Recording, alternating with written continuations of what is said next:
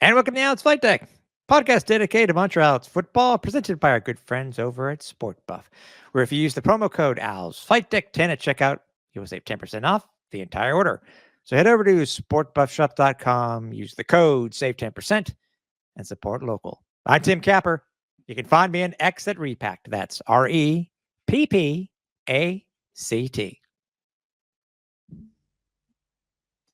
And I'm Cliffy D. You can also find me on X over at Cliffy D. How you doing, buddy? A little bit different than last year. I think a little bit. I think one of the coolest things about what's happening, obviously being in the, first division final in Montreal since 2012. Mm-hmm. But I think one of the coolest talking points about this game is that this matchup this week in Montreal in the East Final versus Toronto, first time since 1955 that these two teams will be meeting in the East Final at Percival Molson Stadium. That's pretty wild. I mean, wow. I mean, that's a long time ago. I know. And it's funny because when you talk about like Eastern finals or even Eastern semifinals in Montreal, I mean, since 1996, that was synonymous with the Olympic Stadium. Like going to the Big O, 40,000, 50,000, 55,000 even for a divisional playoff game or final game. I mean, like that's massive. And yeah, you get the roar of the crowd and the excitement, and just being around that many people to watch a football game is absolutely tremendous, and really does give that sort of big fight feel, that playoff vibe to it. But at the same time, you're also dealing with Olympic Stadium, which, not the best sight lines. You're really far from the action. And I mean, I guess you take the good with the bad when it comes to that. But to be able to have a game of this importance, like the winner of this game does go to the 111th Grey Cup in Vancouver, to have that at Percival Molson Stadium. And while the numbers won't be as huge, I still think the noise will be there. I think the atmosphere will be there. I still think it's going to be very electric on Saturday. And I'm hyped. I'm ready to go. I am definitely excited. I think the excitement for me kicked in once it became clear that it was going to be Toronto coming to Montreal. I regardless of who the Alouettes were going to play, it was going to be an exciting game, I think. But knowing it's going to be Toronto, round 3, basically, the rubber match, if you will, because 2022, it was the Alouettes versus the Argos. The Argos won a squeaker, essentially, when it was all said and done. Yeah. Last year, as you know, Toronto was 16-2, heavy favorite, to the point where TSN was putting on their program guides, Toronto Argonauts versus Winnipeg Blue Bombers. But the Alouettes were like, no. That they flipped the script on them and blew out the Argos to go to the Grey Cup and eventually win it. What's going to happen this time around? We're going to have to wait till Saturday to find out. That's right. And the Alouettes did announce today, speaking of the game itself, Cliff, it's going to be SOL. That's SRO. Sorry. I don't know what I was thinking there. It's SRO. It is sold right out. So yes, I didn't know where you're going with. I didn't either when I said SOL. SOL. I mean, well, if you didn't get tickets, you're SOL. But there you go. There. Hey, you saved me from that one. Yes. I do what I can. Yeah, that's yes. Nice. So yes, if folks, if you didn't get tickets, then yeah, unfortunately, you're gonna have no choice but to watch the game on CTV or TSN or RDS, because yeah, every seat at Percival Molson Stadium is spoken for now. That's right. Should be fun. Speaking of, Cliff, we since we do a Toronto this week, and we seem to be following the script when it comes to things we've done before in the past. We're doing just that again this week with our guests, aren't we? Or should I say this year? and what's becoming tradition, at least for the Alouettes flight deck. I mean, Als, Argos, for all the marbles, so to speak, at least in the East. How do we not have friend of the show, Mike Mitchell, come on from CFL News Hub and Sports Illustrated, no less, to join us to talk Alouettes Argos again? I mean, he joined us in 2022, 2023, 2024. I mean, listen, it's been working, so why not, right? So we're always thrilled to have Mike on the show, and he's going to bring the goods each and every single time. Yep. So stay tuned for that. That will be in the next segment, obviously, and we will be speaking with him. A couple of news and notes that we weren't able to talk about last week, Cliff, because they were announced after the show went live, is that the CFL has announced the finalists for the 2024 CFL Awards, and there of the Alouettes that were nominated. I think you and I were pretty spot on with a couple of them, and one specifically being most outstanding Canadian in Isaac Ademi Berglund. He's the East Division nominee, and most outstanding defensive player, Tyrese Beverett. He is going to be going up against Roland Milligan Jr. By the way, Isaac Ademi Berglund is going to be going up against Brady Oliveira.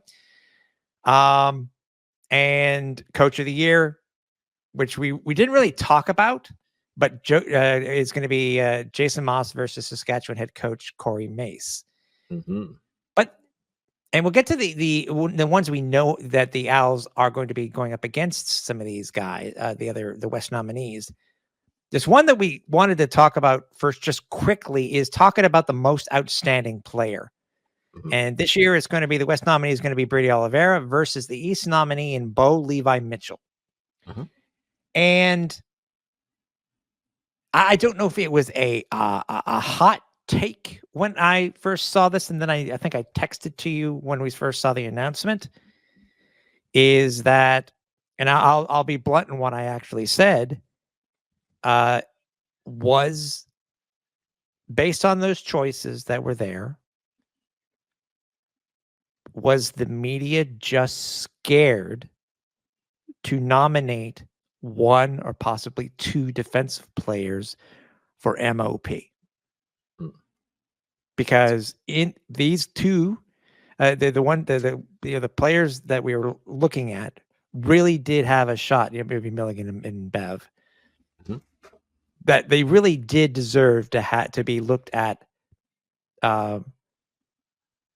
strongly to be an MOP nominee. But despite us being members of the Football Reporters of Canada, which we did not get a vote, by the way,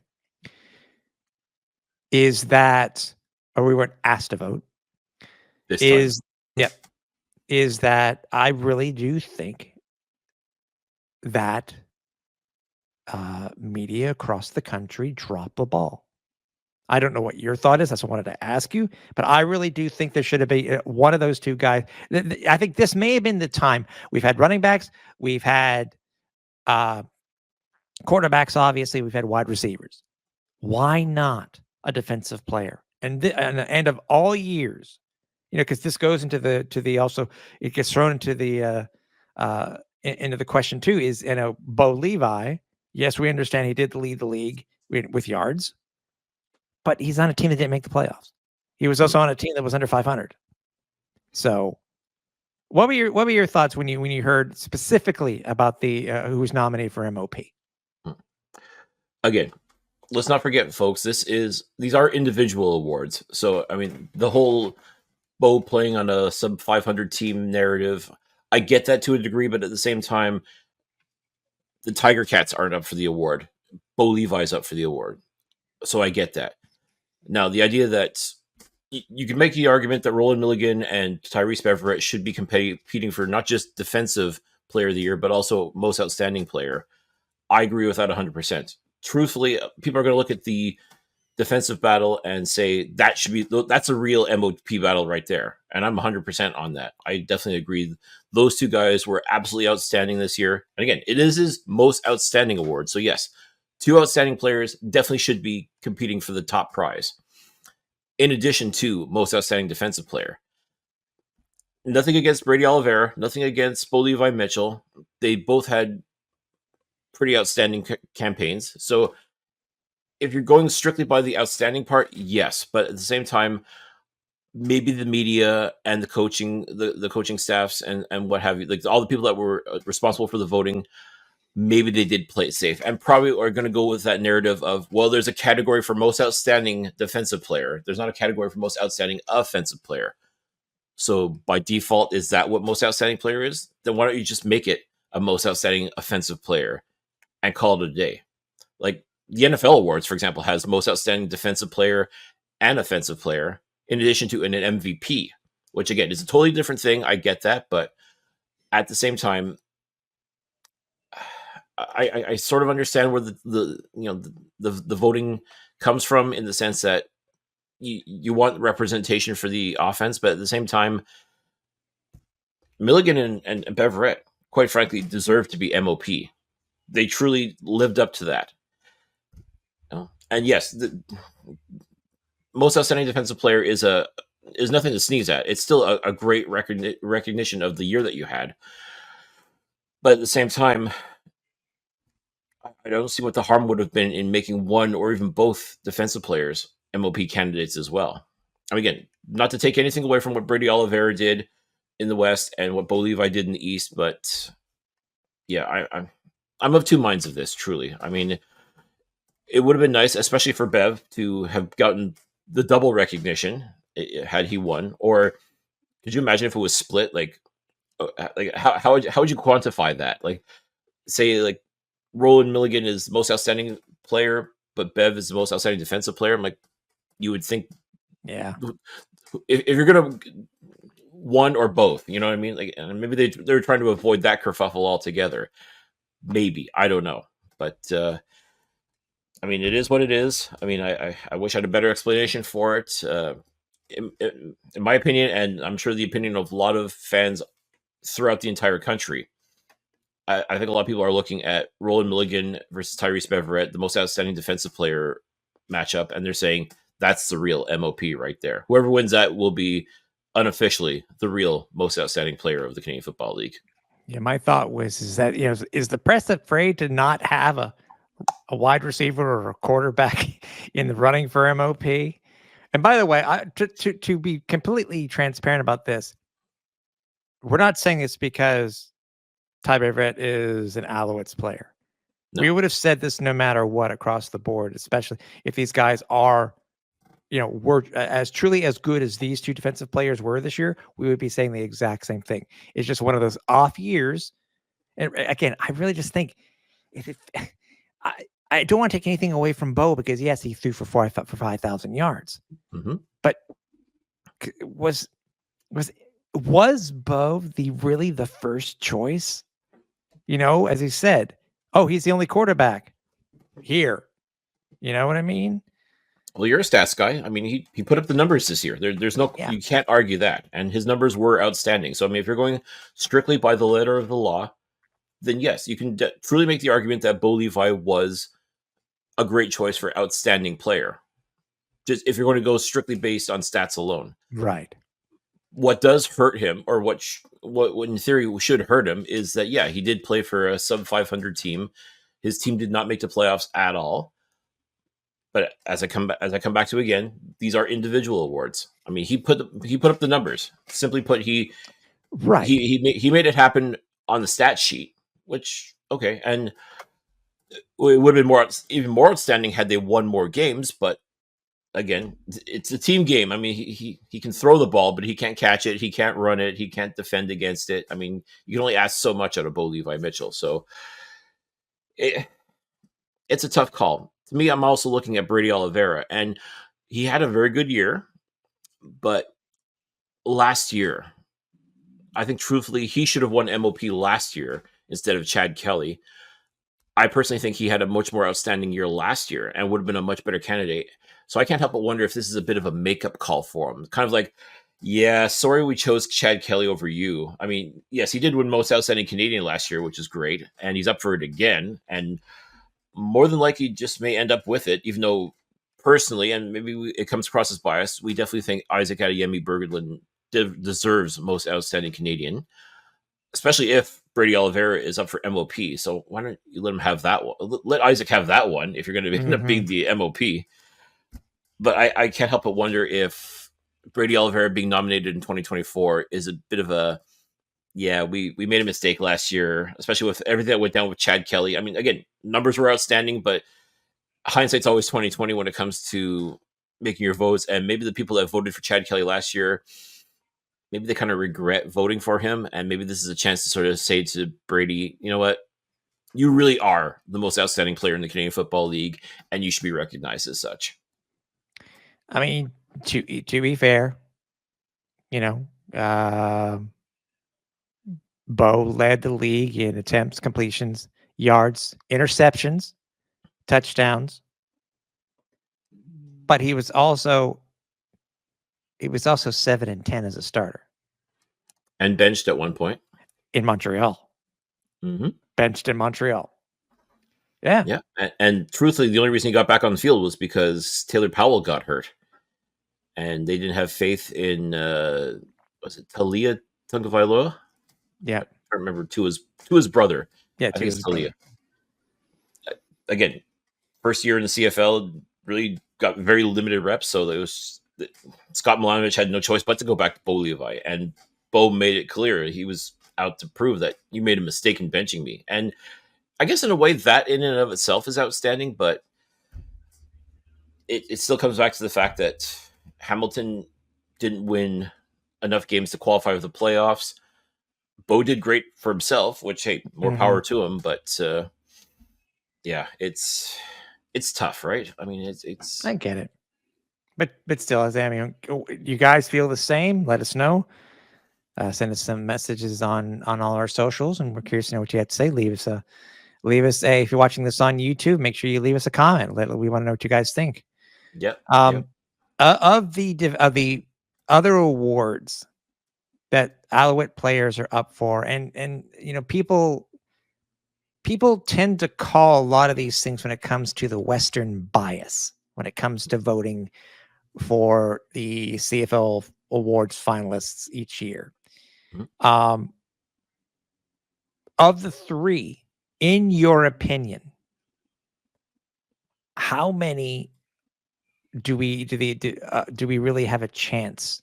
Do the Alouette representatives, finalists, have a chance to take away the hardware? Because we've been wrong before on stuff that we've called. And I look at this, obviously I would love this to sweep.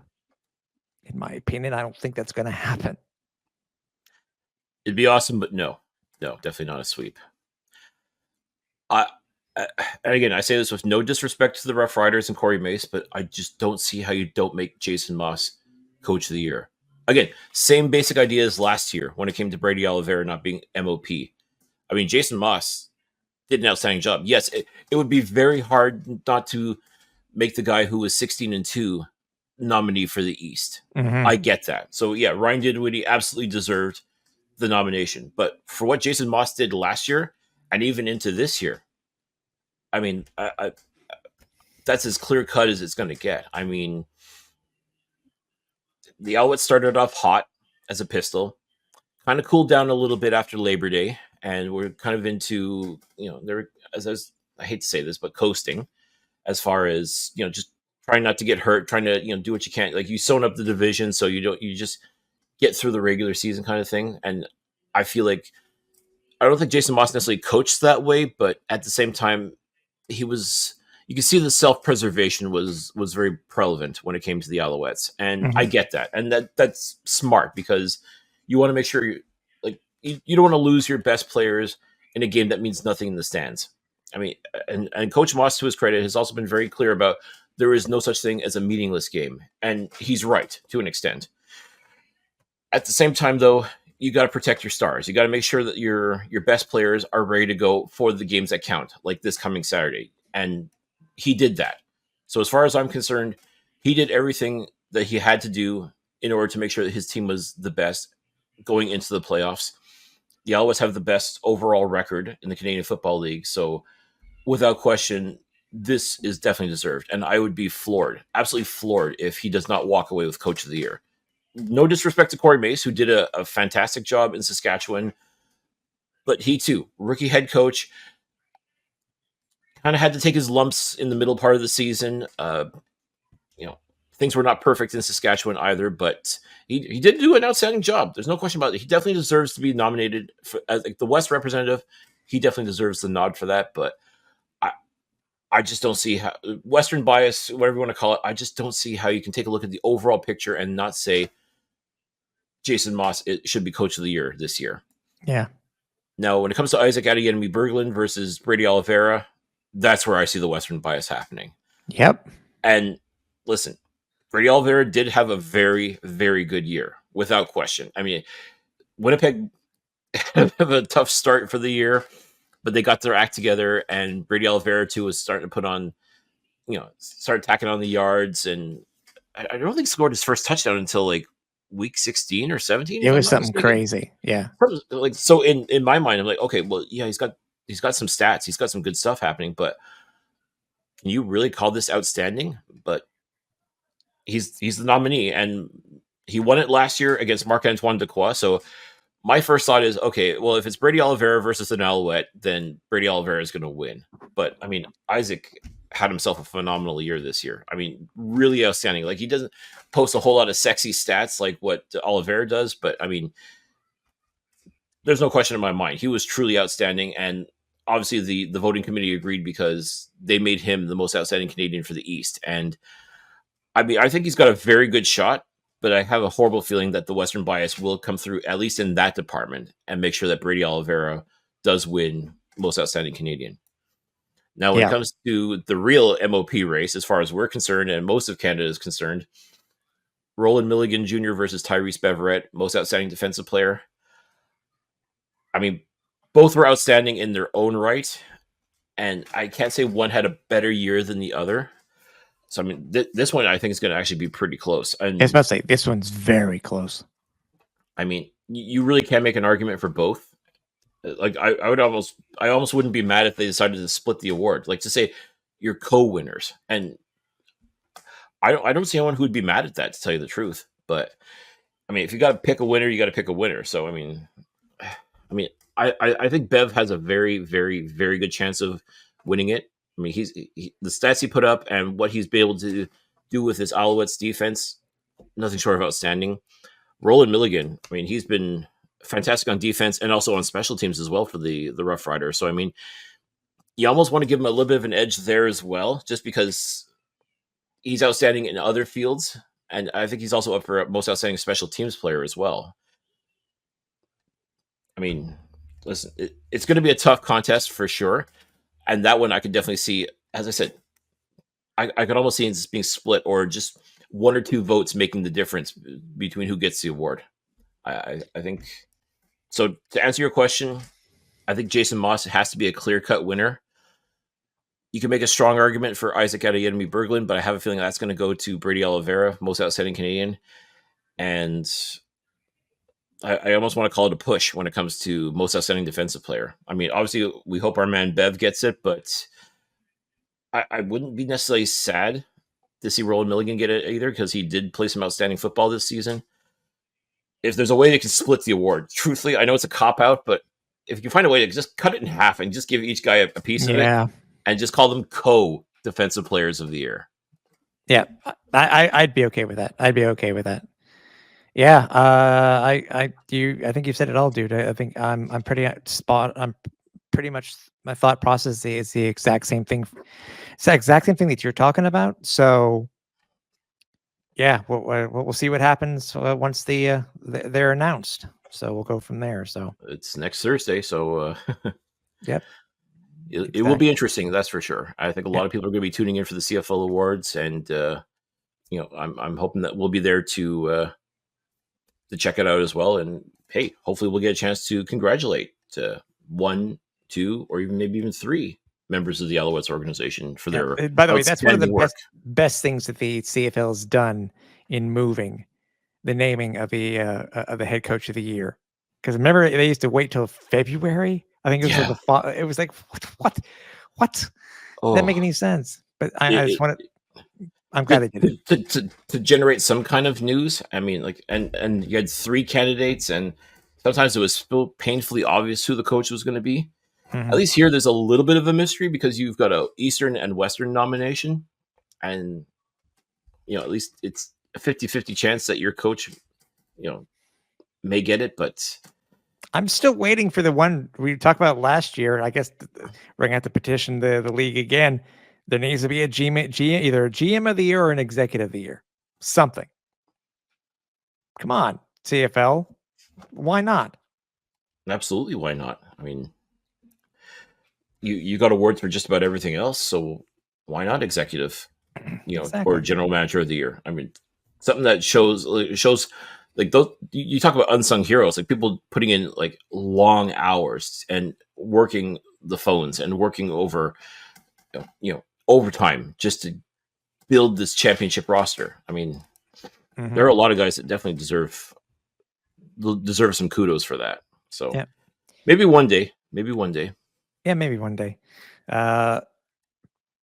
Speaking with our guest, and then we're going to be talking. Chris and I will be giving our last thoughts before we talk before we finish up the show, and obviously heading up into the Eastern Final on Saturday. As you mentioned before, Cliff, we brought in a guy who we've loved talking to over the past couple of years when it comes to this matchup in the East Final.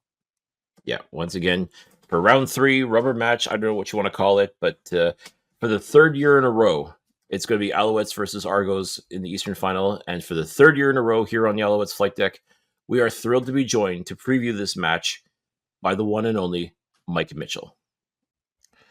Ladies and gentlemen, round 3, or I guess the rubber match, I guess that would be the best way to describe this Eastern Final. For the third year in a row, it's the Montreal Alouettes and the Toronto Argonauts.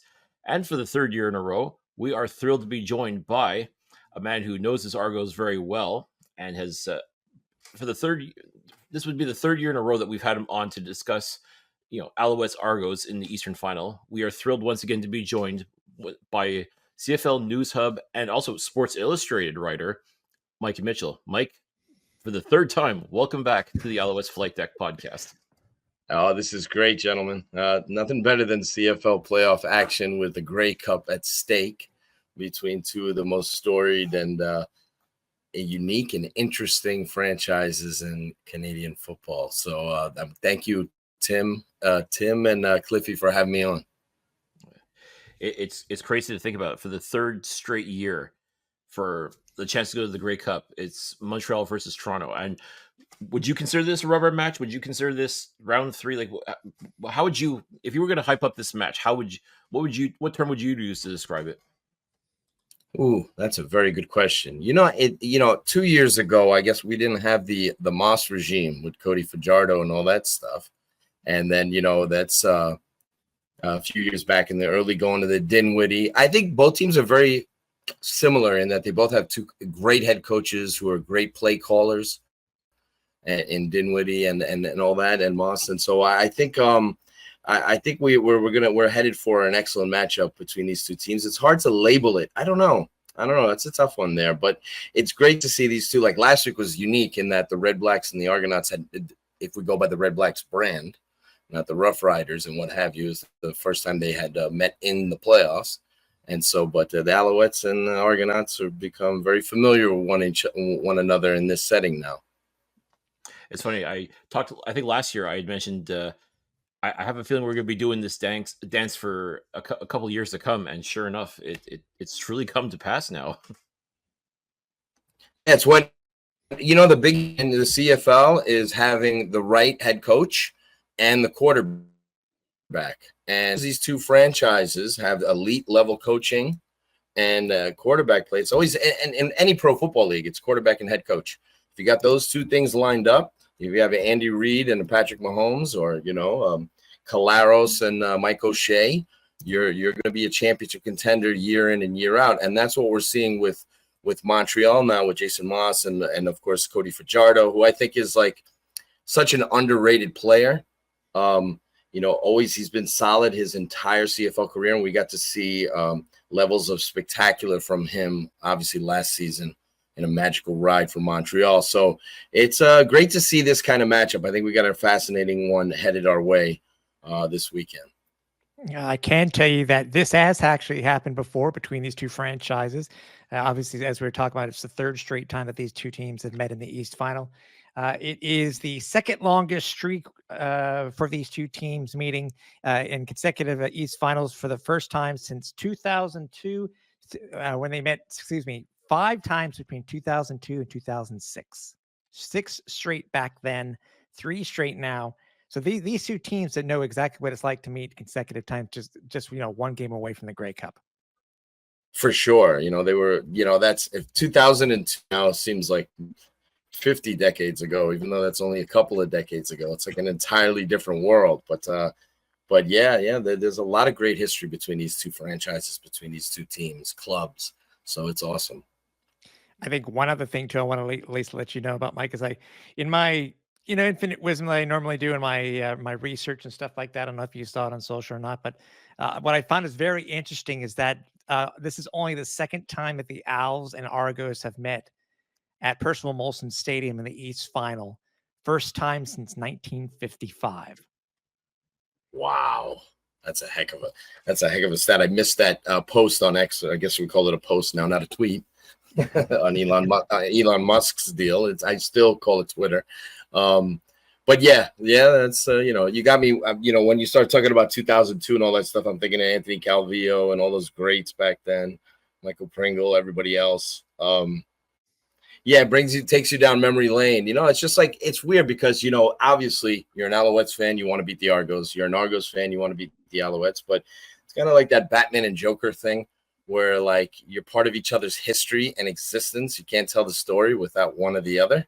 So that's kind of like what Toronto has with their, it's not the same relationship. There's that Toronto. It's not the same venom that Toronto has towards Hamilton. The Ticats, there's a genuine bloodlust and hatred on that, the Ontario brothers there. But then again, that's the same thing too. The Batman Joker element, how you're both part of each other's history, like Yankees, Red Sox. So yet another chapter. I think it's like there's added juice to this because obviously Toronto beat Montreal to get to the Grey Cup and stun the Bombers that year. And then last year, the Alouettes stunned the Argos with a record-tying season. I don't know, as great as Montreal is, and maybe contend for that type of season, it's pretty challenging to get to a point where you're, 16-2 on a season. That you have a lot of things got to go right for you, and you got to be really, really, really good. So Montreal went into Toronto and knocked them out, and that's fresh on their minds, and that's fresh on, last week I did my preview at Sports Illustrated for the Argos and the Red Blacks, and a big part of the theme of the preview was Chad Kelly looking for redemption in the playoffs, because although he had that shining moment coming off the bench from McLeod Bethel Thompson in the Grey Cup to upset the Bombers, last year was his first time as a starter in a playoff setting, and he melted in the lights. I mean, all quarterbacks have bad games. All good quarterbacks have bad games, but that was a pretty and credit to the Alouettes defense, no doubt about it. But still, some of those boneheaded mistakes by Kelly folded under pressure in that situation. Last week, he was awesome, no doubt. But with all due respect to the Red Blacks, they don't have the defense that Montreal has. And now it's a big spot here for Chad Kelly, who's, obviously a polarizing figure, but there's no denying his talent level. I think it's an interesting contrast between Chad Kelly and Cody Fajardo. Cody Fajardo's like, although he can be spectacular, is solid. And Kelly has big, like, elite talent, like as a runner and a thrower. But he, the trade-off is that he can make a lot of mistakes. So we'll see. We'll see if he can. That's a big storyline to me, is how Chad Kelly responds in that setting. That will, that'll write an interesting part. That will shape his narrative as a CFL quarterback. Obviously, last year he was the MOP and he had a phenomenal season, and he's done a great job the last 7 or so games. Not a lot of people were happy to see him come back. It is what it is, but he's a heck of a talent, no doubt about it. So it's going to be interesting to see in that setting. By the way, you're talking about Batman and Joker. So are we talking Heath Ledger's Joker or Joaquin Phoenix's Joker? Oh, geez. Like, I saw Joker too. If you liked it, so, that's to each their own, but maybe the Joaquin Phoenix, the first one, was a much better representation of the Joker. I don't know. Heath Ledger. Wow. Maybe Heath Ledger. Yeah, maybe Heath Ledger, because that's, you can't top that. Obviously, that was one of the all-time greatest cinematic performances in my book. So he was so awesome in that role. And so I would unless we go Cesar Romero. That's oh, Cesar.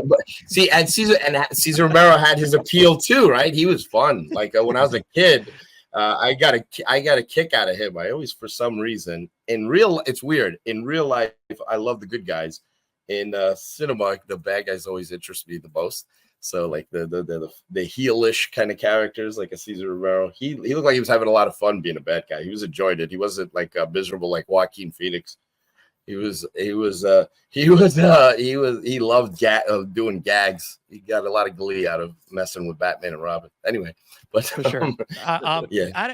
Out of curious, Mike, because I've seen this thrown around a little bit on social media and somewhere in the media itself too, is that everybody's making a big deal about Toronto dropping 58 points on Ottawa last week.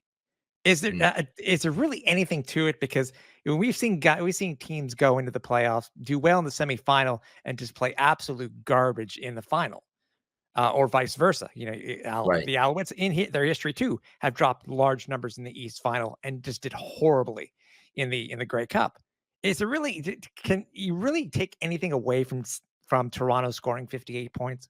No, it's misleading. Obviously, they got 2 pick sixes. They got the big defensive plays there. Obviously, I don't want to take away from what Toronto did. It's been a kind of a strange season for them because they've really relied on their special teams, and they've kind of struggled in the red zone. What a year Liram had for them. Like 5 or 56 field goals. He's a heck of a kicker. He made a great return to Toronto. He's done a great job replacing Boris Beatty, which was like a fan favorite in Toronto. It's a little misleading. You can't expect Toronto to I mean this with all due respect, because the Red Blacks had injuries. Red Blacks defense was not very good down the stretch. Toronto shredded them. And to Chad Kelly's credit and Polk and everybody else involved in that passing attack, Dinwiddie did a great job. Talent-wise, it's a different animal.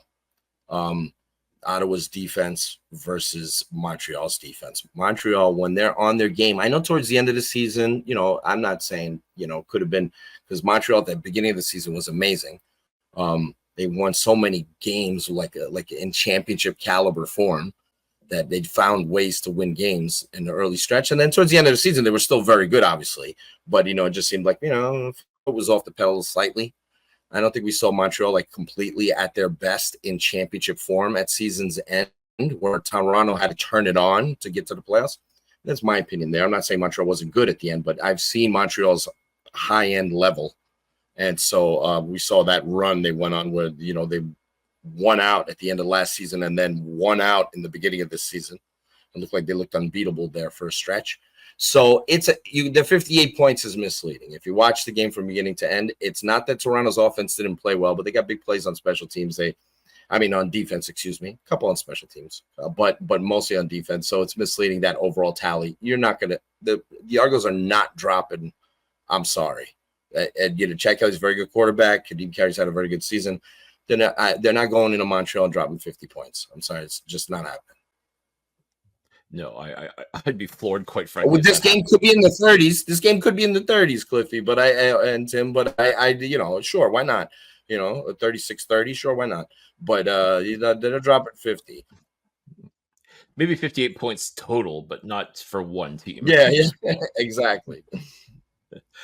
Let's talk about with Toronto. Obviously, Chad Kelly started the year on the suspended list due to his transgressions. And it's funny, like a lot of people were really expecting, they wanted to see if Toronto was going to wither and die in waiting for Chad Kelly, and they didn't. What would you say would be the one factor that galvanized this team to keep going despite not having their, for lack of a better term, their leader in Chad Kelly? It's weird. The CFL season can be so like up and down, so Jekyll and Hyde. Toronto found a way to win some strange games early on to get to 5-4. There's a game against Winnipeg where they barely edged by them in overtime, and they were very inconsistent. The one constant with Toronto was a stellar special teams that held them up early in the season when the offense was struggling. They relied on their kicker. It seemed like they used, I don't know what it was against you guys, but I think Liram had like 6 field goals or 8 field goals, excuse me. whatever it was. And then they relied on Janarian Grant. Great pickup by Toronto. They did a good job of replacing Javon Leake, who's a heck of a player, both on offense and on special teams. So at the defense, the pass. See, Toronto's the kind of team where they're better off playing with the lead than playing from behind. Now they did a good job playing from behind against Ottawa last week. It looked like Ottawa had a lot of momentum. They did that crazy squib kick at the half. I don't know what Dice was thinking there, but it is what it is. But the way I see it is that early in the season, they got by just barely. Arbuckle wasn't great, and then, the quarterback position, they didn't get the play that they needed from Dukes. So I think that it was kind of a little bit of mirage because they were winning very ugly. Toronto early season. Dinwiddie's a very good coach. They did miss Corey Mace as their defensive coordinator. The Argos pass rush, they need to be, I think the Argos, if the Argos can get out in front of opponents, then they're at their absolute strength because they're good at running the football and they have an elite pass rush. Obviously, they led the CFL with 48 sacks. Their scouting department did a very good job unearthing all these different guys, Holly and everybody else. So that's the kind of game they play. If they have to play from behind, then you can get Kelly to force turnovers. And the Argos secondary is a little bit overrated. You can beat them on plays. We'll see how Speaker does and everybody else, Fletcher and everybody else from Montreal. But I think Toronto's weakness is their secondary, and they lost some really great players. And Qantas Stiggers was in the NFL, and Jamal Peters is a very good player. So they've done a decent job with Benji Franklin. They got lucky that they made the mistake of releasing Tavares McFadden, and then he cycled back to them, ended up getting released, and he cycled back to them. That was a nice pickup there. They have a unique co-defensive coordinator situation there. So when it comes to Toronto, when you look at their roster, they can be a complete team because they do have potential for big plays on offense with Kelly's arm down the field, on defense, forcing turnovers because of that pass rush. Obviously, Whit McManus is a hell of a player. And then, of course, on special teams, with Janarian Grant was dangerous and a really good kicker. I think where Toronto kind of showed for the first little bit of weakness from Montreal was in that first game against the Alouettes at Percival Molson Stadium. That's where we got to see where the run defense for the Alouettes was starting to look a little bit suspicious. And to tell you the truth, I don't think has truly steadied themselves as a result. Like they feels like they've been constantly playing catch up, and I think it's because Kadeem Carey did such a good job slashing this run defense and just posting so many yards on them. And I mean, do you think it's simply just a matter of knowing that kind of weakness from the Alouettes and how to exploit it, or is it just Kadeem Carey is just that good of a running back that he can just run through anybody? He's a very good running back, but it's also the comfort level that he has in Dinwiddie's offensive scheme with Costanza there. The run design plays, they have a well-designed rushing attack and their run plays. And Toronto, Kadeem Carey knows it. It fits him perfectly. He knows exactly where he's supposed to go. His vision is great. His quick decisions are great. So it is helpful. If they get out, like I said, if they get out in front, they can control the line of scrimmage. They can run on Montreal. We saw evidence of that, as you just mentioned, in their first meeting there. Toronto's very good. I believe they led the league in rushing. It might have been Edmonton because that's overall the Argos led in attempts, but it's pretty close, nip and tuck there all season long. The Argos were one of the top, if not the top, rushing team in the league. So it's definitely something they can do. And if you're Montreal, you want to try to put Kelly under the gun and have Kelly. I know that sounds crazy because Kelly can kill you too, but you want to force Kelly. You don't want them to control the tempo of the game by running the football against your defense and picking and choosing their spots down the field. You want to force Kelly to force throws. And throw he will, especially to guys like Makai Polk and DeMonte Coxie, who may or may not be playing this weekend, depending on how he recovers from his injury. Talk about having those two absolute weapons in Kelly's arsenal. Yeah, we saw this last year with Kelly, like when the Argos went 16-2 and he was the MOP. Kelly has a great arm. He's going to take shots down the field. So I'm not to say that Makai Polk and DeMonte Coxie aren't the fastest guys. They have speed for sure. It's been a great first year for Makai, but I think Kelly will burn you. And he will, if you leave him an opening down the field, he will take shots down there. So it is a challenge for Montreal's secondary for sure. You have to be on guard for that.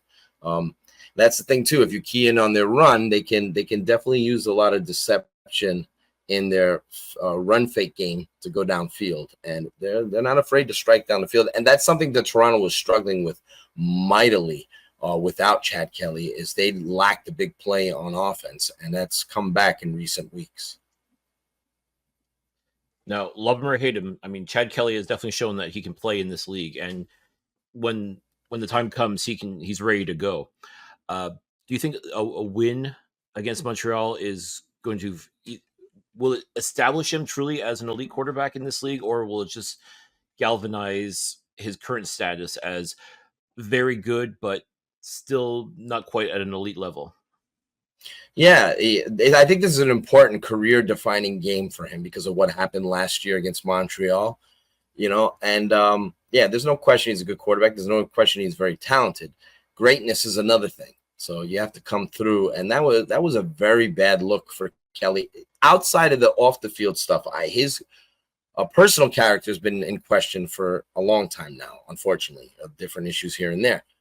Football character, here's what we're talking about. So when push comes to shove, when these big games come, when there's a Grey Cup on the line, when you have a chance to go to a Grey Cup, how you perform in that setting defines your narrative as a player. So there's no question he's good, but the great part, he can't perform the way he did against Montreal and be able to say that, so and do that again. So because that was a really bad, like this is, like I said, the opener of this, this is not to discredit Montreal's defense, which is very good, but some of those plays were just really bad plays in last year's East Final, like really like very poor decisions. And it looked like somebody who was, hate to use this term, was choking. And so under that bright light, and Montreal got him early. They got in his head, and that's the thing with Kelly.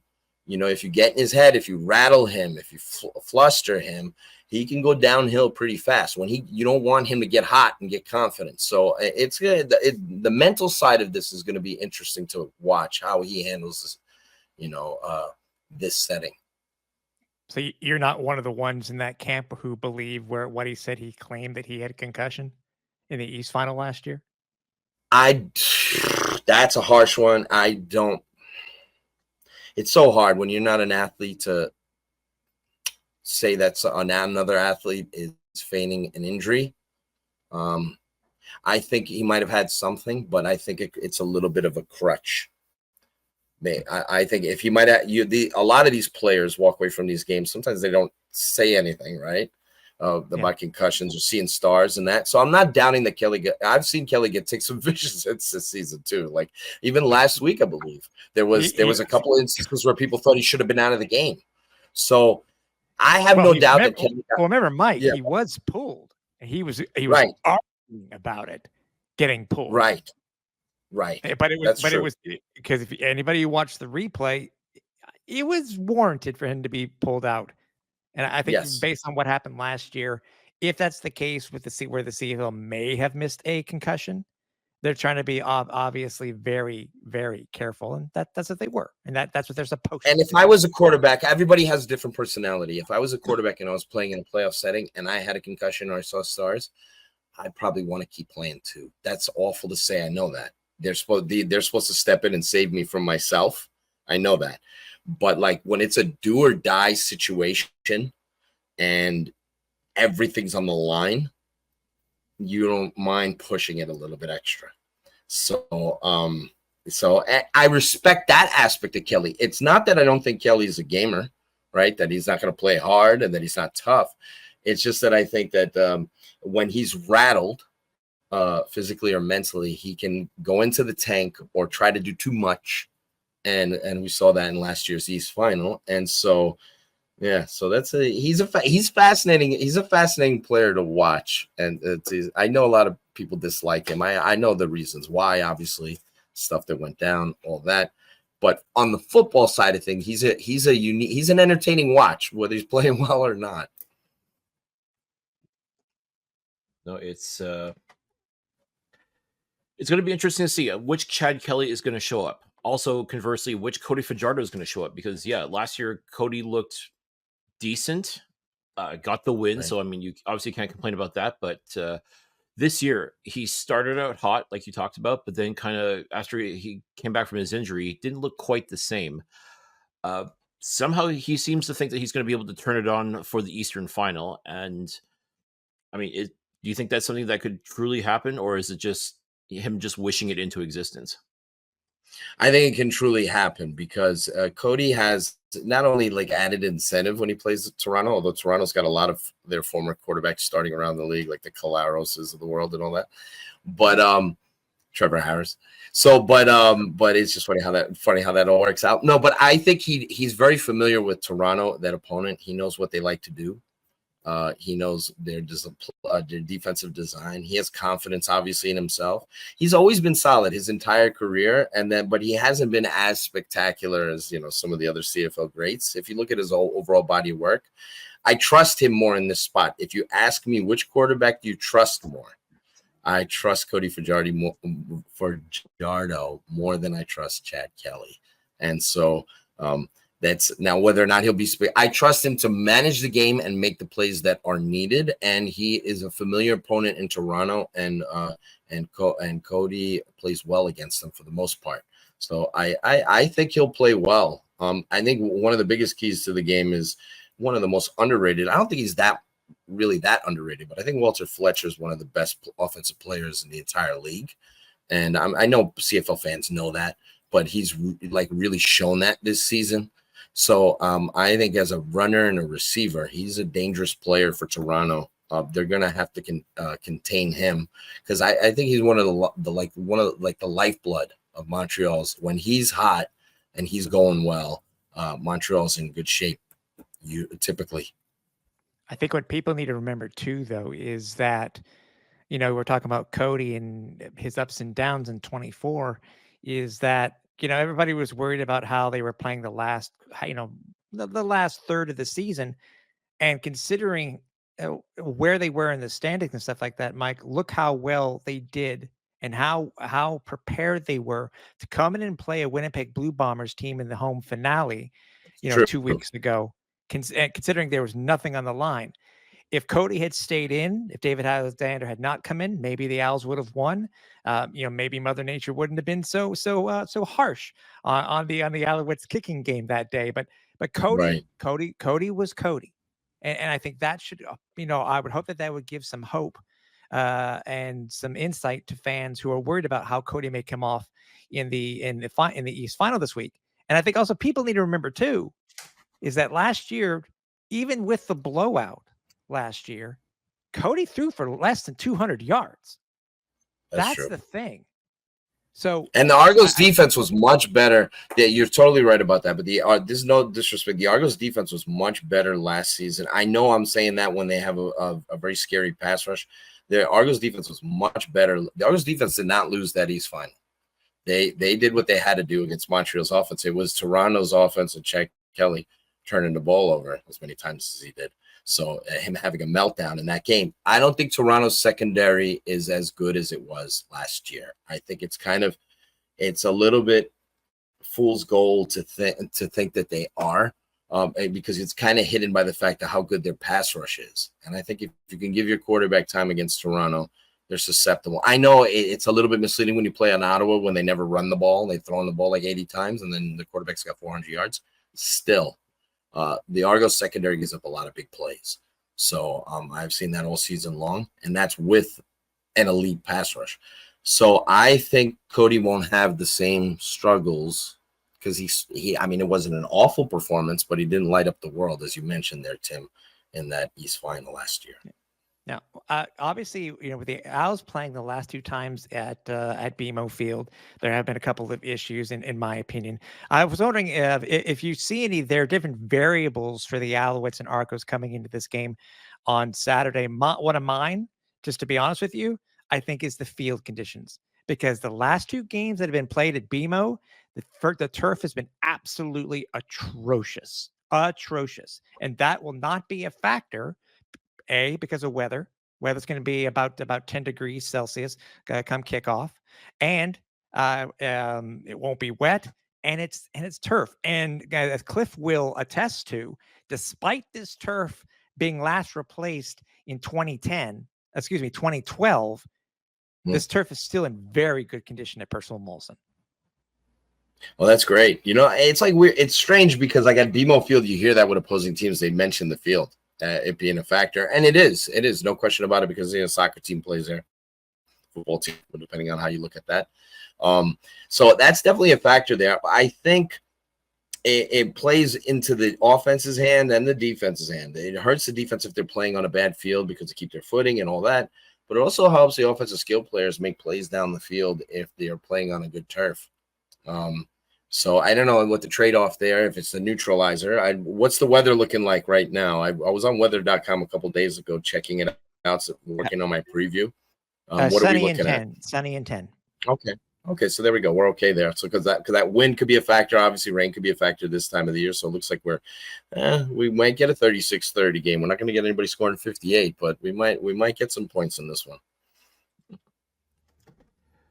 It's crazy to think about it though. We had spoken about this, you and I, last year, about the hot hand. Like, if a team goes on a roll towards the end of the season, and ultimately that's the reason why they invariably end up winning the Grey Cup. It happened for Toronto in 2022, happened for Montreal last year, and now this year. I mean, some would argue that Toronto has that hot hand now because of how they've played the last third of the season versus how Montreal has just been sort of doing everything they can to prevent injury or just, I don't want to say scrape by or coast, but I mean, that's kind of how it's come across as. Sure. In your opinion, do you think that Toronto does have that hot hand and that could be the deciding factor in this game? They do. We saw that last year with like Toronto. Somehow Toronto still got to 16-2, even though they were playing their backups, not, playing very vanilla. That shows how talented their roster was a year ago, but it hurt them when they got, obviously to the East Final. Montreal came in red hot, and then they were ready for the fight with Toronto, and then it didn't work out that way. I guess with Toronto, you could have made an argument that they should have played the Edmonton game to win. I'm not saying that they weren't trying to win that game, but once they had everything cinched up, then they emptied out the bench, and so they weren't, they ended up losing by a single, a rouge. So to Edmonton in that game. I do think there's something to be said for it, but I think here's the thing, though. I think because Montreal was on the other end of it, being the one who dealt the double blue, that death blow in the East Final, and they know how maybe they benefited from Toronto kind of taking their foot off the gas late in the season while they were red hot and riding momentum. I think Montreal won't be susceptible to coming out flat or unprepared or unready for this game. Like maybe if it was a different, like if it was Ottawa or something, or, that hadn't had that specific experience. So it could have played into this, but I don't think it's a factor. But it is important. Obviously, the team that gets red hot at the end of the season, they can ride it all the way through and hoist the Grey Cup for sure. But I don't think this will be a factor on Montreal side. They're gonna be raring and ready to go. They didn't know for sure that Toronto was going to beat Ottawa, but it's a very familiar opponent. They know how to game plan for them, and obviously there was a very closely contested game that Toronto beat them a few weeks back at BMO. Now we're in Montreal, so it's a familiar opponent. They'll be fully ready to go for them. The line itself, 2023 versus 2024, boys, is a difference of 12 points. Last year, the Alouettes were a 10.5-point underdog. This time around, they are a 2.5-point favorite for the game coming into the game on Saturday. Mike, fair is that a fair line? Because obviously last year I think it was kind of misleading because they were 16-2. The Argos were 16-2. They thought the bettors thought not they couldn't do anything wrong. The Alouettes blah blah blah. 2.5 points seems to be a fair line this time around. I probably would have favored Montreal by 5, but it just shows me that the odds makers think these teams are not too far apart from each other. That they're pretty close. Obviously Montreal won 12 games. The Argos won 11 or whatever. So it's not, and the Argos started without Kelly to begin the year. They could have probably been better than 5-4. if they had Chad Kelly, even though they did pretty well to get to that point, by hook or by crook. And like I said, I probably would have had Montreal as a bigger favorite because they're at home. I do think these teams are pretty close in talent. I think they both, like I mentioned at the outset there, I think they both have very good head coaches and very good play callers, and they both have good quarterbacks. So, and they, the quarterback for Toronto, even though he has that Grey Cup experience coming off the bench and being a hero, doesn't quite have that proven pedigree of winning the big game as a starter the way Cody does. And so we'll see.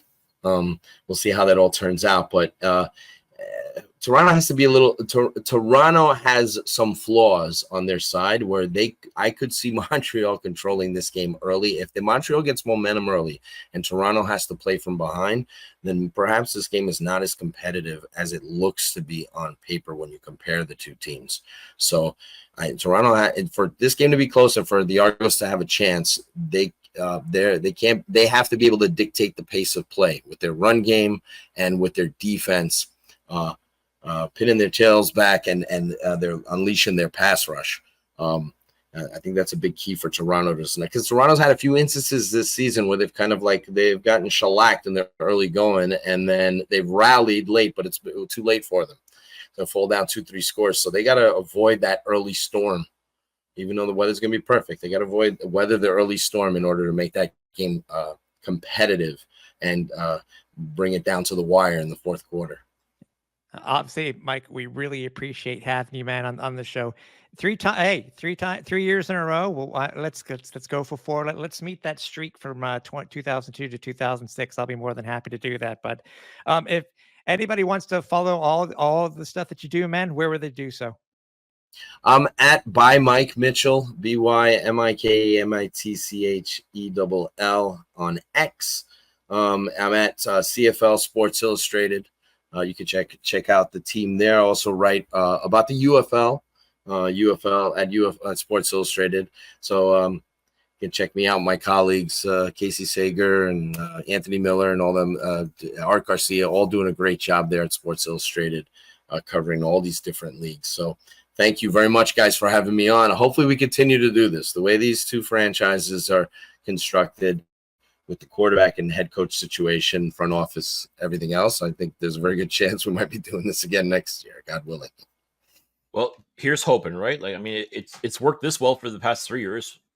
I say let's go for 4. And we'll go for 5. Let's keep this party going as long as we possibly can. Right. Just keep that pesky Hamilton out of there. So then as long as it's not Hamilton. So there we go. All right. Thank you, gentlemen. I appreciate it. Is it ABH? Anybody but Hamilton? Anybody but them. Yeah.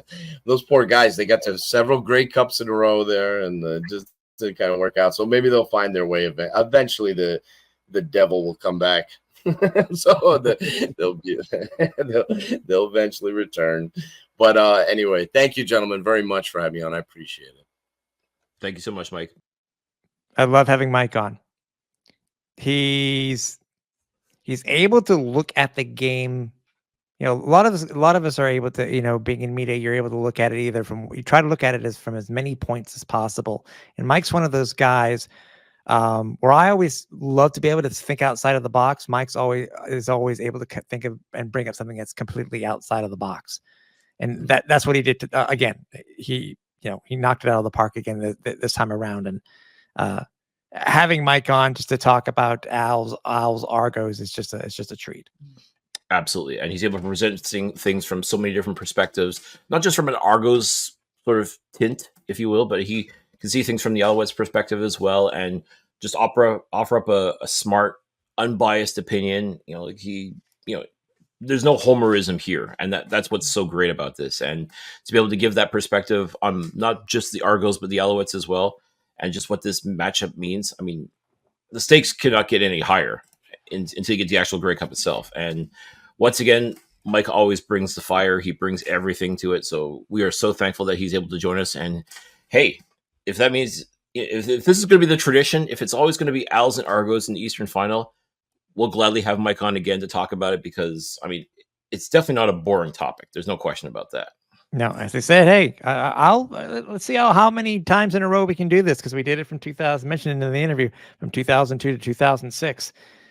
Toronto and Montreal met in the East Final. Mhm. So why not continue it?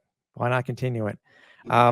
Just want to remind everybody, we are on social media. You can't find us many places. If you want to listen to all of our previous episodes in their audio format, you can head over to our main archive. That's over at www.alouettesflightdeck.ca. You can also find us over on X or Twitter or Twitch or whatever we're calling it. No, it's not Twitch. Twix. Over at Alouettes FL Deck. Facebook over at Alouettes Flight Deck Pod. And on Instagram or YouTube over at Alouettes Flight Deck. Also, you can find us over on Twitch at twitch.tv/Alouettes Flight Deck. Speaking of YouTube, make sure that if you're looking to find out the show on the audio version, it's there. If you're looking to see the video version, it's there. And you're also able to find our post-game show, Flight Deck Live. That is our post-game show where we go live no matter where the Alouettes are, no matter win or lose. And that's exactly what we're going to be doing this week also. So stay tuned, as we will be going live, win or lose, for the Alouettes from the Eastern Final. We will be putting a couple more things on social media for when it's going to be available. There will be, I'll bring this up in a couple of minutes after the promo here, but there some slight modifications that people may not know when it comes to the Eastern Final. May put a wrench into our normal plans, but I'll go explain it a little bit later. If you're looking to rep the merch of the podcast, whether it be the logo t-shirt or the Cartoon Bird 56 t-shirt, you can head over to www.flightdeckgear.ca. And also, we're proud to be an affiliate sponsor of Royal Retros. And by the way, who has sponsored this? I saw this earlier today. They're sponsoring the CFL PA All-Star Party over at Grey Cup. They sure are. So that's cool. If you're looking for retro merch, you don't need a time machine in order to get it. All you got to do is head over to Royal Retros, where if you use the code FlightDeck at checkout, you will save 15% off your entire order. I wanted to mention it that, usually there's the Owls allow fans and stuff like that on the field after the game itself, no matter what. But which I had totally forgotten, Cliff, is that the Eastern Final is that's basically under the CFL. Alouettes did not buy what they had the option to do. The Owls did not buy the game back from the CFL, so they're controlling access to the game, to the field post game. And what we've heard is that they're no matter which team it is, they're going to be doing the presentation of the Eastern Division trophy on field post game. So if obviously we're hoping that it's going to be the Owls and we're expecting it to be the Owls, make sure you do stay and watch the ceremony. And as you've seen, we usually try to get on the field post game. That's where the wrench has been thrown into it, because right now it is only available to accredited media. But again, stay tuned. We will be having the show no matter what. Again, just stay tuned. If we were able to do it at Grey Cup last year, Cliff, you know what I mean? Where there's a will, there's a way. I mean, we're going to be doing Flight Deck Live no matter what. I mean, if we have to do it at the hell, if we have to do it in the men's room at Percival Wilson Stadium, we'll do it. No, maybe not. No, maybe not. No. We will be as close to the field as we can without actually being on it if necessary. But you will see us post game no matter what. Win or lose, we will share our thoughts on the game itself, and also in preparation of the 111th Grey Cup in Vancouver. Exactly. As I mentioned before during the interview with Mike, it's weird. It's such a 12-point swing in the actual line between these two teams from one year to the next. I don't think you really mentioned what your thoughts were, but what were your thoughts really on the line itself? Were you okay with the line? I mean, it's basically a pick 'em. When you add the +3 to a home team, usually this game is really just a pick 'em. It really is, and I'm not mad at that, if only because I look at both teams and I truly do think that they are as evenly matched as possible for this time of year, considering what both teams have gone through. And let's be honest, both teams have gone through their fair bit of adversity in different forms. But I think ultimately this was the match that was bound to happen. It was destined to happen. For whatever reason, it had to be Alouettes versus Argos. But for the first time in a long time, the game's not going to be at BMO Field. It's going to be at Percival Molson Stadium. So it's a different sort of wrinkle to it. I mean, as we know now, it's going to be sold out. You know, the fan, Alouettes Nation is going to be rocking out. They're going to be loud. They're going to be crazy. They're going to make noise. It's going to be a crazy atmosphere. Last year at BMO Field, same thing, or at least the idea was going to be the same thing because they were just about sold out. I'm sure they were expecting to make a whole lot of noise, but then Montreal went and put a pin in those plans. But they still showed up. So it's going to make for a very interesting game, though, because I truly do think this game could go either way. I don't think it's going to be a blowout for either team. I think this really is going to come down to, who's going to control the ball better, who's going to be more disciplined. I think this is going to be it's going to be a one-score game, a very tightly contested one-score game. I definitely think points will be put on the board. I definitely think both teams are very capable of scoring early and often and putting points on. But I do think this game really could come down to like a last-minute field goal or a last-minute score of some sort. I definitely think this is going to be a very, very tightly contested game. If the Owls can buck the trend, which they have done all season, and not score on their first drive of the first half, I think it will bode well for the Alouettes. They've all year they had, I think it was 3 their first offensive drives. They had touchdowns on 3 of them only in 3 games. It's something that I think would go a long way to basically setting the tone for this game. Mm. I really, really do. Twice. They only did it twice this year, actually. So only two their first half offensive original drives, opening drives, they only had 2 touchdowns. Mm. So I think if they're able to start the game off with a touchdown, I think it sets the tone. I really do. And as I mentioned with Mike, I really do think that playing at Percival Molson instead of at BMO, where, as I mentioned it, and we've mentioned it a couple times this year too, Cliff, where the field has just been absolutely atrocious. Not necessarily just for the Owls games that we've seen or attended, but some of the games prior to that. It'll be nice to have a field that isn't torn up. Yeah, they'll be able to withstand a bunch of football players on it. Yeah, exactly. But yeah, it's this game will be interesting, dude. As I said, it's been a long time since the Alouettes had the chance to go to back-to-back Grey Cups. Mm. It's been a while since they went back-to-back. Yeah, back in 2009, 2010. Yeah. So far as we've seen with the practice reports, as we've already found out, that yes, unfortunately, Mustafa Johnson looks like, and even as Coach Moss said, because they already did start their practicing this week, they started yesterday, that Mustafa Johnson will not, most likely will be, he's done for the year. Mm-hmm. Joshua Donovan, which I'm not surprised, because we saw him when he hurt his knee, and was that in Toronto too, or was that in Ottawa? I'm trying to remember. BC. Yeah, it was BC. Yeah, thank you. And then lastly, Tyson Otis Copeland did not participate. And one of the interesting things, and I don't know what this we'll find out tomorrow, because even though the depth charts only go out on Friday, Thursday via the Thursday practices, we do see a game status of if they will be available or not.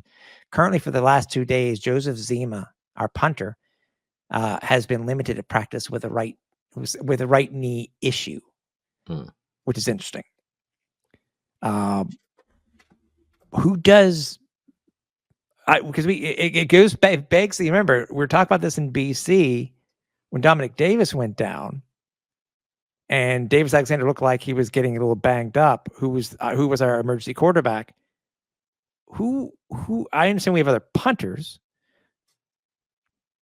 If Zima doesn't go, do we have a backup punter on the practice roster? Sam Clark. There we go. Thank you, Sam Clark. That's what it was.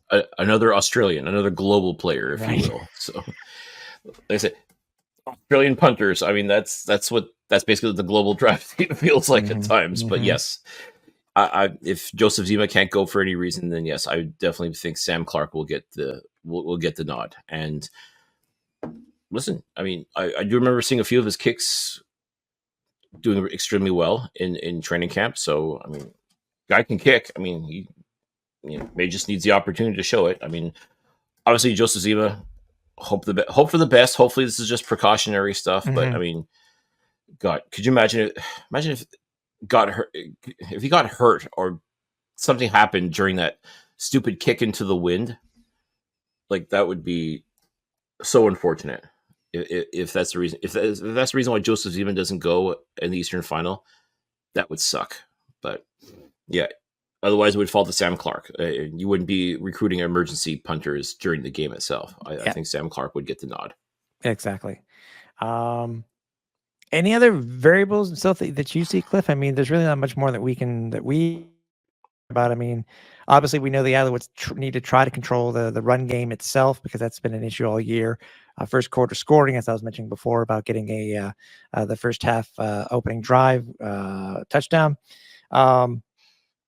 Any other variables that you personally see that the Alouettes may need to do in order to, as I said, get themselves over the hump, beat the Argonauts and go to Grey Cup 111? I think they've got to remember that even though Chad Kelly right now he's got the hot hand. I mean, the Argos are definitely, you can make the argument that they're the hottest team in the CFL, at least in the Eastern Division. Montreal has to come ready to play. And I think they did a very good job in showcasing that against Winnipeg a couple of weeks ago. I think they proved that they will be ready to go. As we said, you can't just turn it on like a switch. It doesn't work that way. But I think what they were able to showcase in that last regular season game was that they are ready to go, that they will be ready, and they played extremely well against Winnipeg. And I have no doubt in my mind they're going to play extremely well against Toronto. What I'm hoping for, though, is I'm hoping the people that made Chad Kelly's life a living hell in the Eastern Final last year, those are the guys that I'm going to be looking at, and I expect them to have a repeat performance. I'm talking Marc-Antoine Dequoy and KB Anento, with those pick sixes that ultimately started the downward spiral for the Argos in that game. To me, I think those are two guys that truly have to step up and make something happen, especially Dequoy. I mean, I think he's a phenomenal player, but he's been kind of quiet as of late. KB Anento still doing good things. I'm still very impressed with what he's able to do. But I think this would be a great environment for Marc-Antoine Dequoy to really step up and make an outstanding player to happen. To me, I think that's going to be key. Is, as Mike Mitchell said, you gotta get in Chad Kelly's head early and often, and just throw him completely off his game, because when he's on, he is on. We saw that against Ottawa last week. I mean, he was a machine. He was able to find receivers deep. Made great use of Kadeem Carey. I mean, listen, you may not like him as a person, but he's a hell of a football player. And that's the one thing that Montreal's going to have to contend with, is he's going to be bringing his best possible game. I know he's looking at that Montreal team and saying, I should have beat these guys. And instead, I had the worst game of my life last year in the Eastern Final. He's going to be looking to do the exact opposite on Saturday. And Montreal is going to have to do everything they can to not let that happen. They're going to have to contain him. They're going to have to contain Kadeem Carey. They're going to have to limit these receivers that the Argos have. And simply put, this Alouettes defense, which we know have been playing phenomenal football all year long, they're going to have to shine again. Just like they did last year in the Eastern Final, they're going to have to come through. This is their moment to really showcase what they can do. I really want Cody Fajardo to have the game of his life again. And he did. He was serviceable in the Eastern Final last year. He did just enough to win, which was great. and get the team to the Grey Cup. But we saw what he was able to do against Winnipeg a couple weeks ago. I want to see that Cody Fajardo. I want to see him motivated. I want to see him hungry. I want to see him maybe even just a little bit pissed off at the Alouettes possibly being written off again. Because if you look at the CFL.ca, the writers are split 50-50. I know.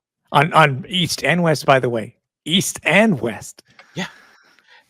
But once again, I'm hoping he takes that as sort of that same disrespect that they had last year. Remember last year, it was a clean sweep for the Argos. And, well, that didn't happen. So I hope that Cody finds the motivation that he needs to play the best game possible on Saturday. He's got the weapons. He's got a lot of talent in front of him. He's even got Davis Alexander to give him a hand if need be. But I think both quarterbacks are going to have to shine like no other if they want to go ahead to the Grey Cup. And I think for Montreal to advance, they've got to take advantage of their environment. They got to take advantage of the noise.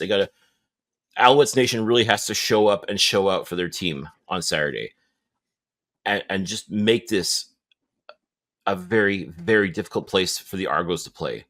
If they can do that, if Cody Fajardo can get back on track and truly be the quarterback we expect him to be that warrior that we've come to expect out of him in these playoffs, there's no reason why Montreal can't win this game.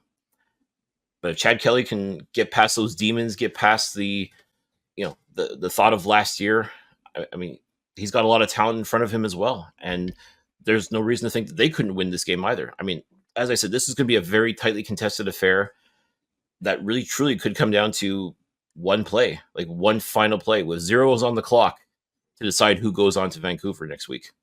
Exactly. Game starts at 3:00 Eastern on CTV, TSN, and RDS. In the US, it will be on CFL Plus. The tailgate starts at 1:30. I know the Alouettes have set up a few things for there, but we will be there. Come by and say, hey, we'll be back in our regular section of Y1, so come and say hi. But other than that, we will be seeing every one of you on Flightdeck Live, win or lose, to talk about what happened in the Eastern Final on Saturday. So, Cliff, I'm looking forward to seeing you there, buddy. Getting in another Eastern Final. This should be fun. Fingers crossed. Fingers crossed. Everything goes according to how Alouettes Nation hope it's going to go. But until that point, we'll see you guys later. So for everybody here at Alouettes Flight Deck, for Cliffy D, I'm Tim Capper. We're on Final Approach.